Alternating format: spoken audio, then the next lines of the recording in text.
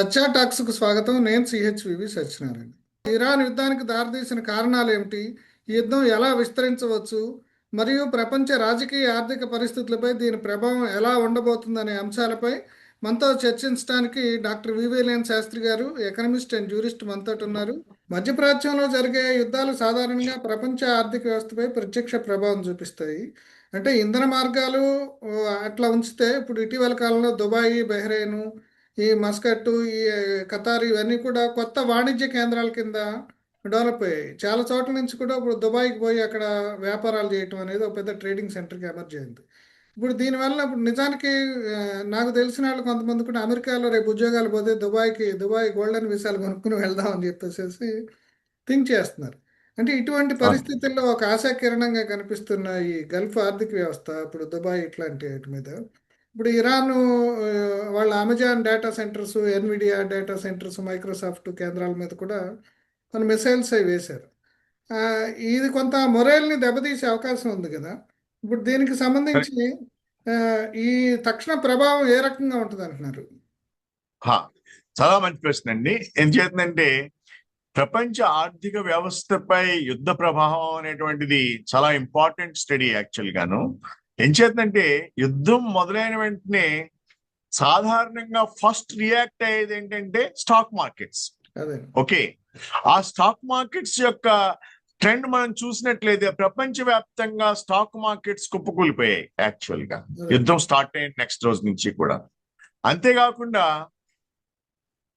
ఆ యుద్ధం స్టార్ట్ అయిన రోజు నుంచి కూడా ముఖ్యంగా ఈ ఆయిల్ ప్రైసెస్ కూడా పెరగడం మొదలైంది. అది కూడా ఇంపార్టెంట్ ట్రెండ్ మనం గమనించవలసింది. అంటే ఆర్థిక వ్యవస్థను ఏ విధంగా ఇన్ఫ్లుయెన్స్ చేసుకుంటూ వస్తోంది ఈ యుద్ధం అనేటువంటి.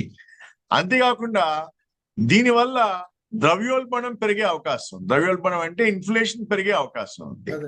అంతేకాకుండా ప్రపంచ ఆర్థిక వ్యవస్థ మనం చూసినట్లయితే మొత్తం అన్ని కంట్రీస్ యొక్క ఆర్థిక వ్యవస్థని తీసుకుని యావరేజ్ చూసుకున్నట్లయితే దాని గ్రోత్ రేట్ ప్రస్తుతం 3% మాత్రమే ఉంది. అయితే ఈ ఆయిల్ ధరలు, దానివల్ల పెరిగే రవాణా ఛార్జెస్, దానివల్ల తయారీ మ్యానుఫ్యాక్చరింగ్ వాటి మీద పడే దానివల్ల ఇంపాక్ట్, అంతేకాకుండా దీని ఇంపాక్ట్ వ్యవసాయం లాంటి వాటి మీద కూడా పడుతుంది. ట్రాన్స్పోర్టేషన్ జరగదు కదా, అగ్రికల్చరల్ ప్రొడ్యూస్ మళ్ళీ ట్రాన్స్పోర్టేషన్ అవ్వాలి, అది కూడా పెరిగిపోతుంది. దీనివల్ల ఖర్చులు పెరగడం వల్ల ఇది ప్రపంచ వ్యాప్తంగా వినియోగదారులపై ప్రత్యక్షంగా 10% నుంచి 25% వరకు కూడా వచ్చే కొద్ది నెలల్లో ప్రభావం చూపించే అవకాశం ఉందని చెప్పి ఇది మామూలుగా ఎక్స్ట్రాపులేటెడ్ స్టాటిస్టిక్స్ ద్వారా వచ్చిన ఎస్టిమేట్ అండి. 10% to 15% మన యొక్క ఖర్చు అంటే ఏంటి, ద్రవ్యోల్బణం పెరిగి మన యొక్క కొనే వాటి యొక్క విలువ తగ్గి మనం ఎక్కువ చెల్లించవలసిన అవసరం వస్తుంది. సో టు దట్ ఎక్స్టెంట్ మనకు ఆదాయం అనేటువంటిది కూడా పెరగకపోయినట్లయితే మనం అందరం కూడా ఇబ్బంది పడే అవకాశం ఉందండి. ఓకే, ఇప్పుడు దీర్ఘకాలంగా గ్లోబల్ ట్రేడ్, పెట్టుబడులపై ఎట్లాంటి మార్పులు వచ్చే అవకాశం ఉందండి యుద్ధం కారణంగా? ఇది కూడా మంచి ప్రశ్న అండి. దీర్ఘకాలంలో అంటే లాంగ్ టర్మ్ లో సాధారణంగా ప్రపంచ వాణిజ్య మార్గాల్ని ఈ యుద్ధం ప్రభావితం చేస్తుంది. ఏం చేస్తుందంటే ప్రతి దేశం కూడా ఇంపోర్ట్ ఎక్స్పోర్ట్స్ మీద డిపెండ్ అవుతుంది.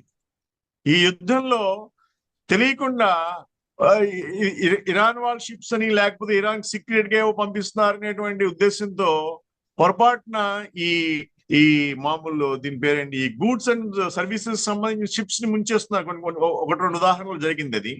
ఆ విధంగా చేస్తూ పోయినట్లయితే అసలు ఈ ట్రాన్స్పోర్టేషన్ కే పెద్ద ఇబ్బంది వచ్చే అవకాశం ఉంది. ప్లస్ మన ఈ important goods, high cost goods ఈ ఎయిర్ మార్గం ద్వారా కూడా రావడానికి కూడా కష్టతరంగా ఉంది. ఎందుకంటే చాలా ఎయిర్పోర్ట్స్ ఇప్పుడు మిడిల్ ఈస్ట్ లో మూసివేయబడ్డాయి. Actual they are not running. Airports close చేసేసారు ఏమంటే భయం కొద్ది. సో అవి ఎప్పుడు ఓపెన్ అవుతాయి, అలాగే ఈ జల మార్గం ద్వారా ఈ షిప్స్ నిరంతరప్రాయంగా ఎప్పుడు కొనసాగుతాయి, అదే విధంగా ఏ రేట్లలో ఈ ఇన్వాయిసింగ్ జరుగుతుంది, ఏ రేట్లలో సప్లైస్ ఉంటాయి, సప్లైస్ ఎప్పుడు పునరుద్ధరించబడతాయి, మిడిల్ ఈస్ట్ కంట్రీస్ నుంచి జరిగే సప్లైస్, అదే విధంగా ఇతర దేశాల నుంచి జరిగే సప్లైస్ ఎప్పుడు పునరుద్ధరించబడతాయి అనేటువంటిది కూడా చాలా ఒక ఆ అగమ్య గోచరమైన ప్రస్తుతం ఒక ఒక ప్రశ్నగా మనం దాన్ని అంటే చూడాలి.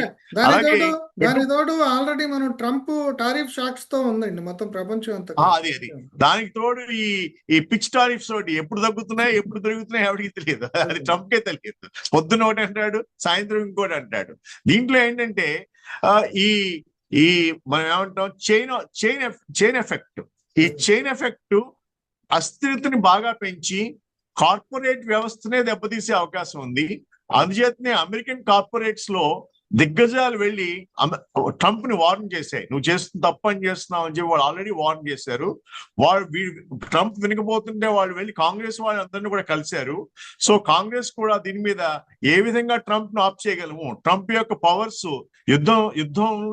యుద్ధం చేసేటువంటి సొంత పవర్ ఏదైతే తనంత తాను తీసుకుంటున్నాడో అది ఎలా ఆఫ్ చేయగలం, కంట్రోల్ చేయగలం అనేటువంటి వాటి మీద కాంగ్రెస్ కూడా స్టడీ చేస్తోంది.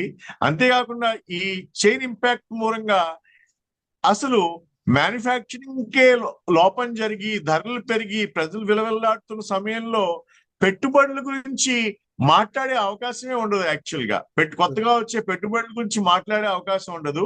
ఏదైనా పెట్టుబడులు ఆల్రెడీ కమిట్ అయినప్పటికీ కూడా అవి డిఫర్ అయ్యే అవకాశం ఉంది. నేను అనుకునేది ఏంటంటే ఈ సమస్య అభివృద్ధి చెందిన దేశాలకు కూడా సమాంతరంగా వ్యాపించి ఈ కొంతకాలం వరకు కూడా మనం లల్ అంటే ఏమీ జరగనటువంటి ఒక సిచ్యువేషన్ ని ఈ ప్రపంచ ఆర్థిక వ్యవస్థలోను, గ్లోబల్ పెట్టుబడుల్లోను, గ్లోబల్ ట్రేడ్ లోను కూడా మనకి కనిపించే అవకాశం ఉంది.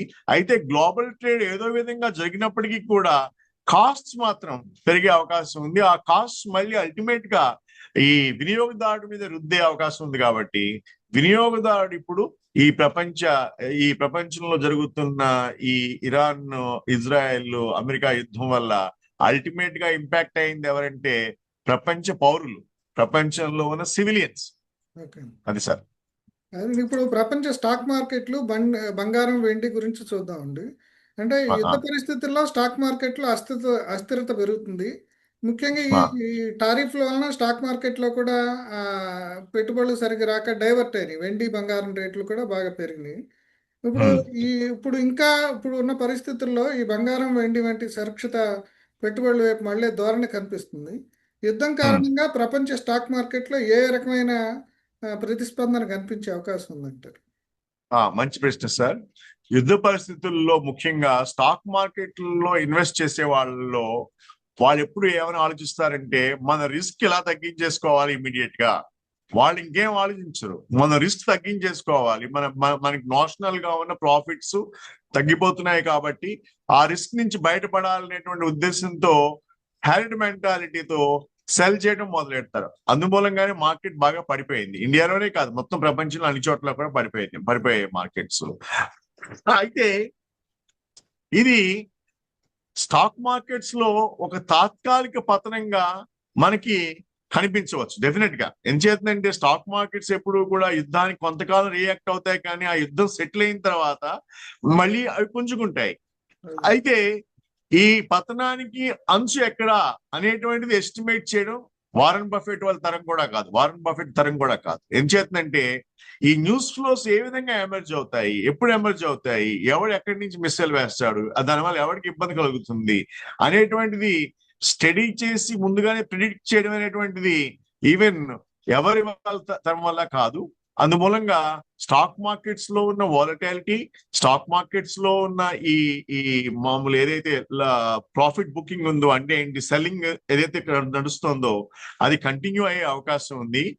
ముఖ్యంగా ఈ విమానయాన మరియు పర్యాటక రంగాల సంబంధించిన కంపెనీల యొక్క స్టాక్స్ బాగా ప్రభావితం అవుతాయండి. అదే విధంగా బ్యాంకింగ్ స్టాక్స్ కూడా బాగా ప్రభావితం అవుతాయండి. అదే సమయంలో రక్షణ రంగం అంటే ఈ డిఫెన్స్ ఎక్విప్మెంట్ తయారు చేసే కంపెనీల యొక్క స్టాక్స్ పెరుగుతాయండి. అంతేకాకుండా ఎనర్జీ కంపెనీల షేర్లు కూడా పెరిగే అవకాశం ఉంది. అంటే నేను కంపెనీ పేర్లు చెప్పను, ఓన్లీ సెక్టర్స్ గురించి చెప్తున్నాను. మన ఇండియాలో కూడా ఎనర్జీ కంపెనీ యొక్క షేర్ తాత్కాలికంగా పెరగవచ్చు, దానికి బెనిఫిట్స్ ఎవరైనా అనుభవించవచ్చు. అదే విధంగా డిఫెన్స్ స్టాక్స్ కూడా పెరిగే అవకాశం ఉంది.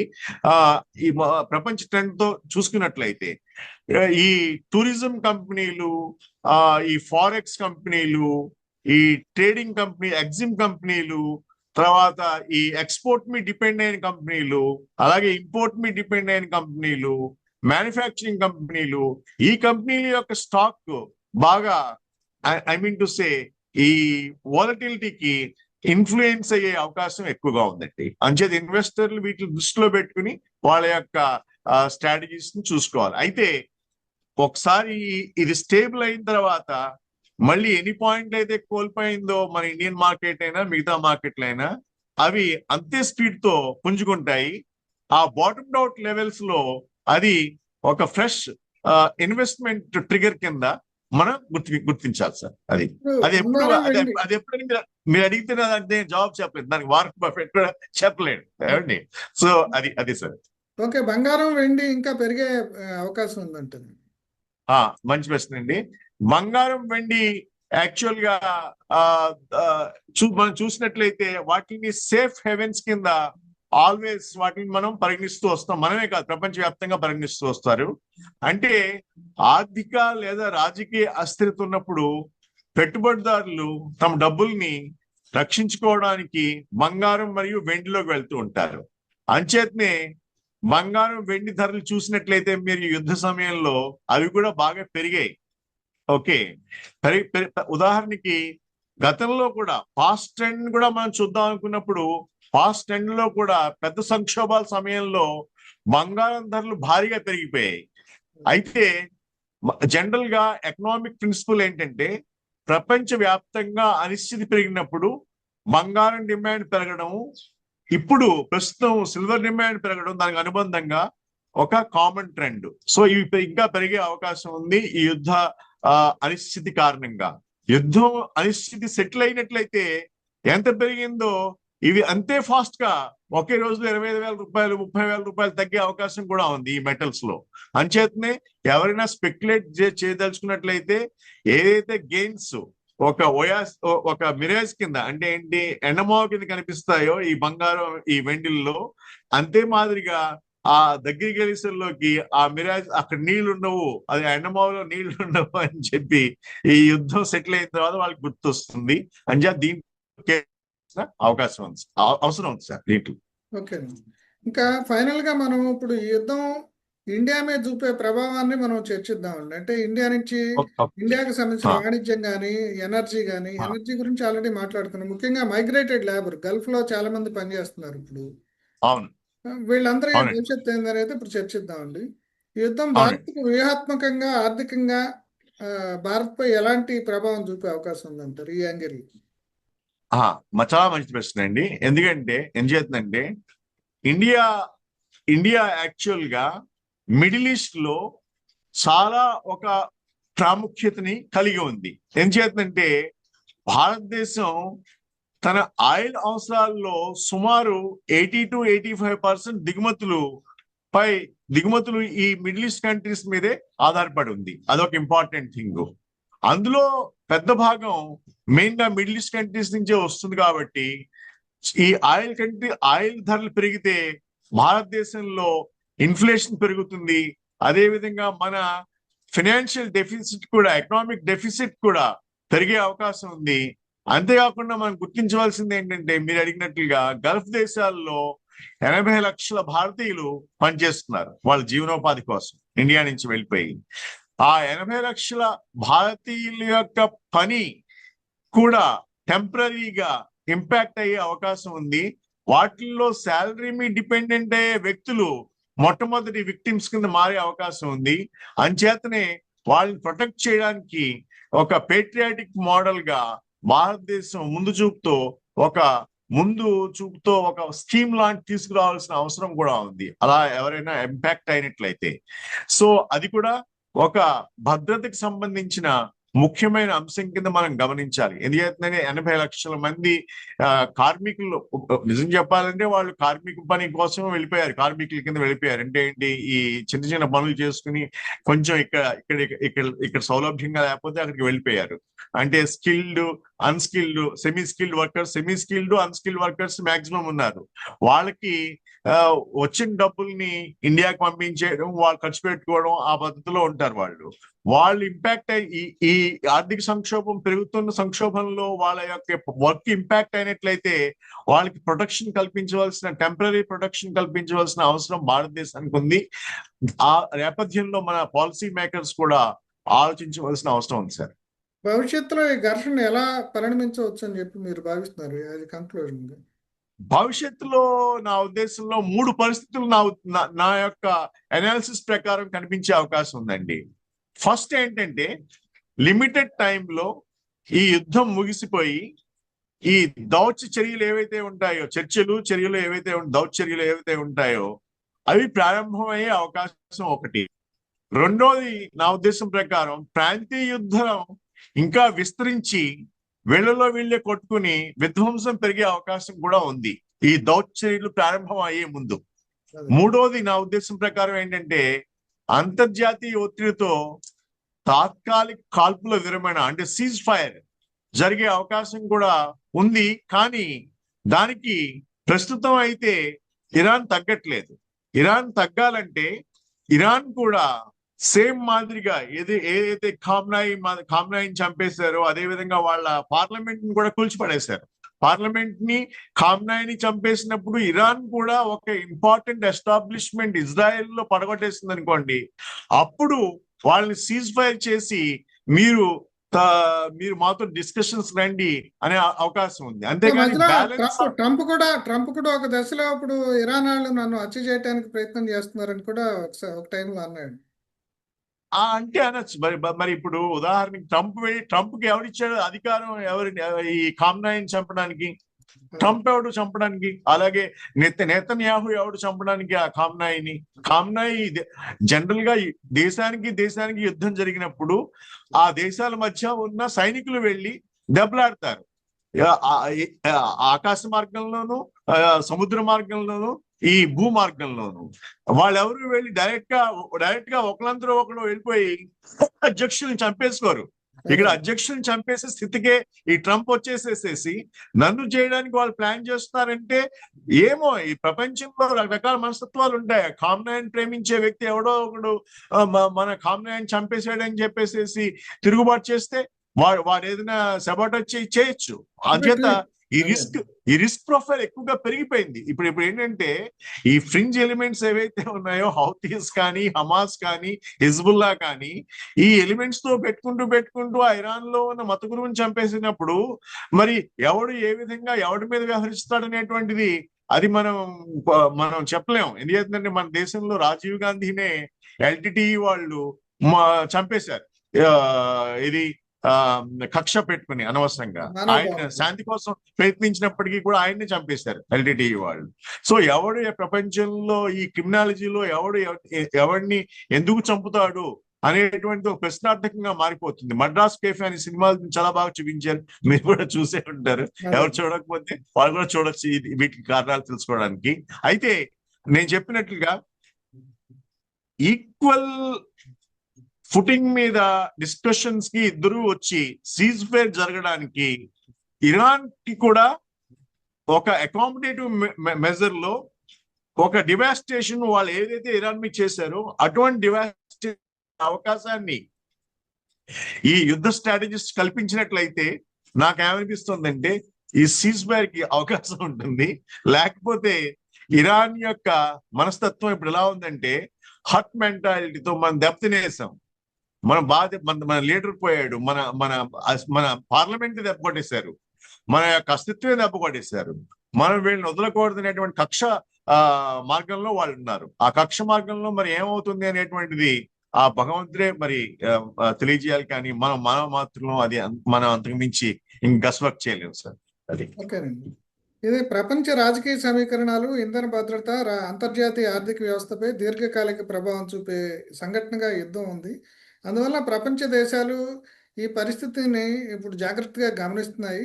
ఇప్పుడు ఈ అంశంపై ఇప్పుడు వివేలన్ శాస్త్రి గారు చేసిన కంక్లూజన్ ఏంటంటే, ఆయన దెబ్బకి దెబ్బ ఇరాను తీస్తే తప్ప ఈ యుద్ధం ముగియదేమో, లేదంటే ఉక్రెయిన్ లాగా కొనసాగుతుందేమో ఒక సుదీర్ఘకాలమైన యుద్ధంగా అని చెప్పేసి చెప్తున్నారు. థ్యాంక్ యూ అండి శాస్త్రి గారు, నమస్తే. థ్యాంక్ యూ సార్, చాలా మంచి ముగింపు చేశారు సార్ మీరు. Thank you. Thank you.